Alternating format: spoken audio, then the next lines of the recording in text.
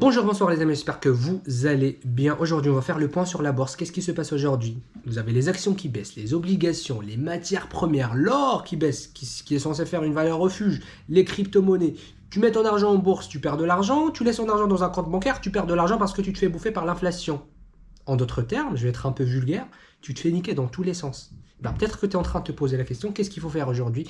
On va voir tout ça juste après le générique. Let's go!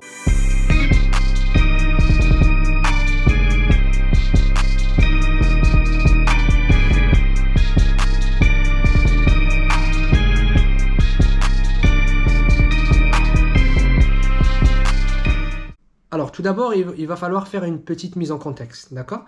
Il y a maintenant quelques mois, je vous ai fait une vidéo sur le Bitcoin où je vous ai dit qu'il y a une certaine corrélation entre le Bitcoin et les marchés financiers. Une corrélation, déjà, c'est quoi? C'est que quand vous avez un marché X qui monte, vous avez le marché Y qui va faire quelque chose. Soit il va dans la même direction, soit il va dans la direction opposée. Moi, je parlais de cette corrélation plutôt positive, c'est-à-dire que les marchés, l'économie d'une manière générale étaient baissières et donc le Bitcoin était baissier aussi. Et ce que je disais dans cette vidéo, je disais qu'il ne faut surtout pas chercher à acheter le Bitcoin parce que je suis baissé sur les marchés d'une manière générale. Je vous laisse regarder la vidéo. On n'arrive pas, depuis janvier, on n'arrive pas à retrouver cette tendance haussière. Et ça, c'est dangereux. C'est très dangereux. En tout cas, moi, je suis baissier sur les marchés, sur l'économie d'une manière générale. Et quand j'ai vu et j'ai analysé cette corrélation sur le Bitcoin, je ne peux pas prendre le risque parce que comme je suis baissier sur ça, je dois être baissier sur le Bitcoin aussi. Alors, du coup, la dernière vidéo, je vais vous dire pourquoi je vous montre ces vidéos, ne vous inquiétez pas. La dernière vidéo, c'était il y a 2 mois maintenant, sur du coup le 3 mai, où je vous parlais du coup du crack qui est arrivé parce que on savait déjà qu'il y a une crise, hein, mais on attendait quand est-ce que cette crise va arriver. En fait, c'était juste une question de timing. Moi, j'ai fait une vidéo en vous disant que c'est le signal, c'est aujourd'hui. Et vous allez le voir tout de suite. Mais pour moi, le marché est baissier. On sort de cette zone de range. On a un RSI sous la zone de neutralité et on commence à avoir des volumes. Ça pue la merde. Le premier objectif pour moi, ça doit être déjà dépasser cette zone de rejet qui est de 4000. S'il la casse, moi j'estime qu'il pourrait aller jusqu'à 3500. C'est ce que j'ai dit en fait, c'est que si on casse ce niveau de 4000, on pourrait aller jusqu'à 3500 et on est en train de se rediriger vers le niveau de 3500. C'est ce que je vais vous montrer tout de suite. On va vraiment vers le niveau de 3500. Vous le voyez. On a cassé le niveau de 4000, donc on a fait quelque chose comme 4022. On est venu un petit peu toucher le niveau, tester le niveau de 4000 et puis ça a été cassé, mais vraiment à la baisse. Il y a un rejet qui est juste énorme dans cette tendance. Tout ça, en fait, pourquoi je vous dis ça? C'est pour la bonne et simple raison, c'est qu'il faut apprendre, en fait, à respecter sa stratégie. Il faut apprendre à respecter ça. C'est pas pour vous dire que je suis un fort, que je suis un génie, que j'ai anticipé la crise ou je ne sais pas quoi. C'est vraiment pas l'objectif de cette vidéo. Mais ce que je suis en train de vous faire ici, c'est juste mettre en évidence le fait que quand vous dépendez de quelqu'un, quand vous dépendez d'un certain gourou financier qui la semaine dernière va vous dire que les marchés sont haussiers, il va falloir acheter, et la semaine d'après il va vous dire que les marchés sont baissiers, tu vas devoir, tu vas être un peu perdu quand même. Tu fais quoi? Tu le suis, tu fais comment? T'achètes, tu vends, t'achètes cette semaine, tu vends. Non, il faut avoir une stratégie. C'est pour ça que moi je déteste vraiment. J'ai regardé d'ailleurs, je suis un petit peu malade, c'est pour ça ça fait un peu de temps que je fais pas de vidéo. Et j'avais quelques empêchements aussi. Je regarde en fait des vidéos, par exemple sur YouTube. Il y avait une semaine cette semaine-là où on avait des marchés qui en une journée ont fait quelque chose comme 3%. Vous allez le voir ici. Le marché en une journée, il a fait quelque chose comme 3%. Et tout le monde disait, oui, c'est bon, c'est la fin c'est bon, c'est la fin de la chute. Maintenant, la crise est derrière nous. Non, excusez-moi, si vous continuez à écouter ces gens-là, des gourous qui vous disent, quand le marché aussi vous disent que c'est bon, c'est optimiste, et quand les marchés baissiers vous disent que c'est bon, il faut fuir, non, il faut avoir sa stratégie. Et la stratégie, elle est très simple, elle est très basique. Vous regardez mes 3 vidéos, vous allez voir que je dis toujours la même chose. Je tiens à ma stratégie. Et pour ceux qui sont intéressés du coup par les stratégies d'une manière générale, je vous ai parlé d'une vidéo où je vous montrais justement comment faire pour déterminer une tendance. Et ben, c'était très simple, mais qui va respecter ça? Comment faire pour déterminer une tendance? Et ben, vous avez un plus haut qui est encore plus bas, Donc moi, je reste baissé sur le marché. Et encore, vous avez des mouvements impulsifs, par exemple, vers le bas, qui sont plus forts que les mouvements correctifs. Ici, on parle d'une tendance plutôt baissière. C'est-à-dire que c'est normal que vous allez avoir des corrections. Mais quand vous avez des corrections, il ne faut pas acheter parce que les marchés sont baissiers. Pourquoi tu vas acheter un marché baissier? Un marché baissier, on le vend. On ne l'achète pas. Alors moi, ce que je vous conseille, c'est de vraiment regarder ma vidéo parce que je vous parlais, la dernière vidéo, hein, je vous parlais de pourquoi déjà sur un plan fondamental, j'estime que on est en train de vivre un crack, hein, et sur un plan technique également.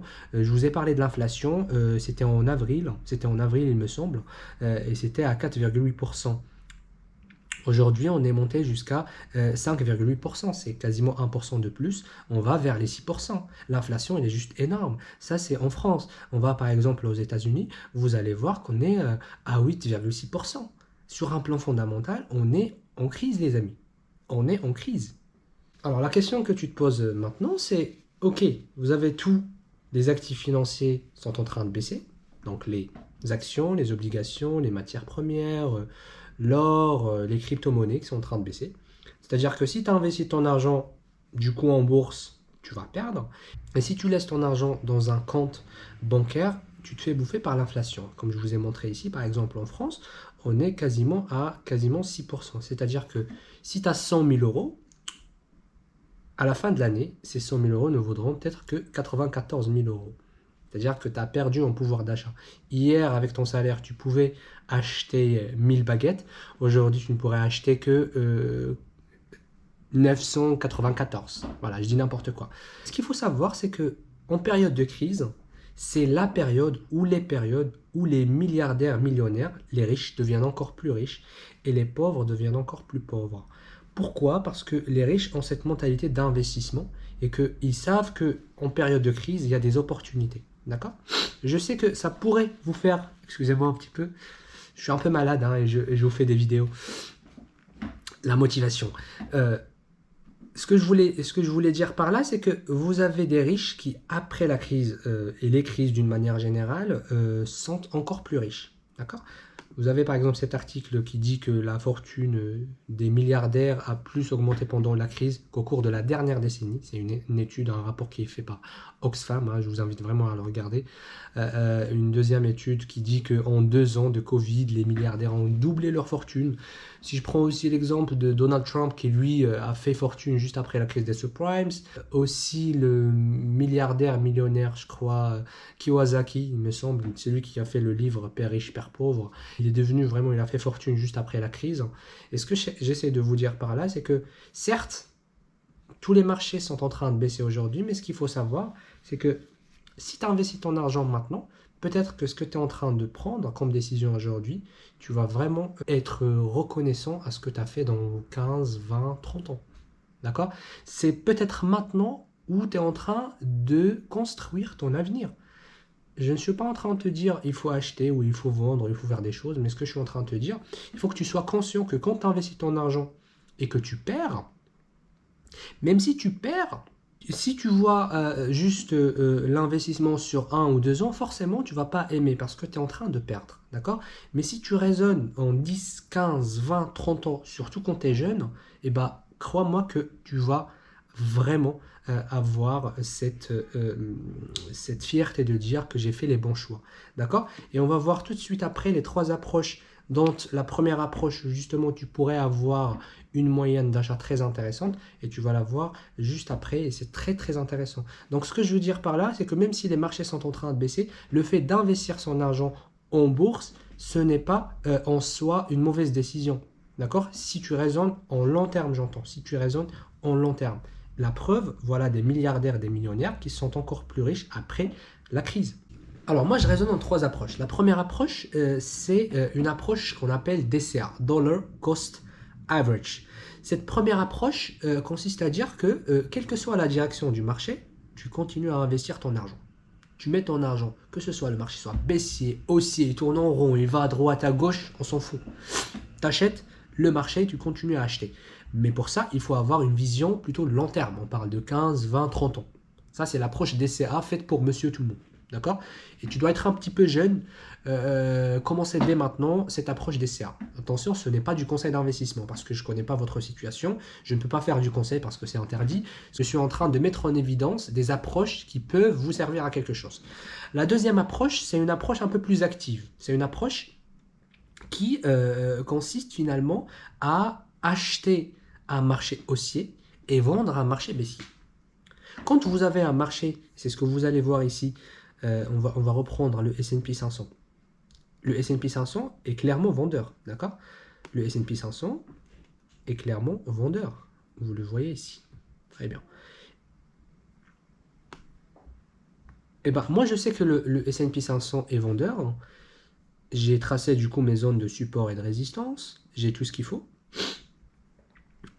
Je cherche à vendre ce marché. Donc, je ne vais surtout pas acheter ce marché. Ça, c'est clair. D'accord? Je ne vais pas acheter ce marché. Un marché baissier, il faut le vendre. Très bien.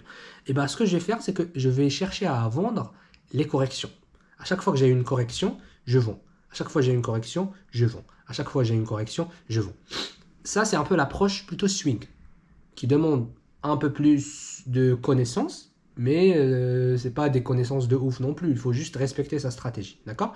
Et la troisième approche, c'est l'approche un peu plus technique, un peu plus complexe. C'est l'approche d'acheter au plus bas. Tu vas me dire, mais on ne pourrait jamais savoir quand est-ce qu'on aura le plus bas. C'est très simple. Tu vas attendre ce qu'on appelle une confirmation. Peut-être que tu vas devoir perdre une partie du mouvement. Là, admettons que le marché baisse du coup jusqu'au niveau de 3500, comme je vous ai dit, on baisse jusqu'au niveau de 3500 et qu'on forme, je dis n'importe quoi, hein, mais on forme du coup un plus bas à ce niveau-là, par exemple. Ça, c'est notre plus bas. Et ben, moi, je sais que ça, c'est mon plus bas. D'accord? Quand je vais arriver à ce niveau-là, je ne vais pas acheter. Je ne vais pas acheter. Ce que je vais faire, c'est que je vais attendre des confirmations sur mes indicateurs, peut-être du volume profile, peut-être des supports et résistances, peut-être des volumes, peut-être le RSI, par exemple, si on avait une cassure du RSI. Donc, j'attends vraiment la confirmation. Ça veut dire que dans une logique un peu différente, le marché, il peut faire ça. Et moi, je ne pourrais rentrer qu'à ce niveau-là, par exemple. Effectivement, j'ai perdu une partie du mouvement, mais maintenant, mes probabilités sont encore plus intéressantes. Ça, c'est aussi une approche qu'on pourrait faire. Mais c'est une approche qui demande un peu plus d'attention, qui demande un peu plus de maîtrise des marchés. On ne pourrait pas faire n'importe quoi. D'accord? Donc, comme vous le voyez, l'approche la plus simple, la plus basique, c'est l'approche DCA. L'approche la plus complexe, j'ai envie de dire, les deux approches les plus complexes, du coup, c'est l'achat des marchés haussiers et la vente des marchés baissiers, parce qu'il ne faut pas oublier que quand vous vendez, par exemple, moi, quand je vous dis que je vends ici, eh ben, je sais que j'ai un stop loss. Si ce stop loss est cassé, je sors, je ne reste pas. J'accepte ma perte. C'est-à-dire que si tu fais la même chose, là, on pourrait dire que tu as une stratégie. Mais si tu vends ou tu achètes le marché et que le marché va dans la direction inverse et que tu n'aimes pas et que tu laisses courir tes pertes, bah, excuse-moi, mais tu n'as pas une stratégie, tu es juste en train de faire de la merde. Voilà. Voilà les amis, j'espère que ça a pu vous apporter de la valeur. N'hésitez pas à me mettre en commentaire les sujets que vous voulez que j'aborde. Laissez-moi des commentaires, motivez-moi un petit peu les amis. J'ai vraiment besoin de ça pour continuer à vous apporter de la valeur. Et sur ce, je vous dis ciao les amis.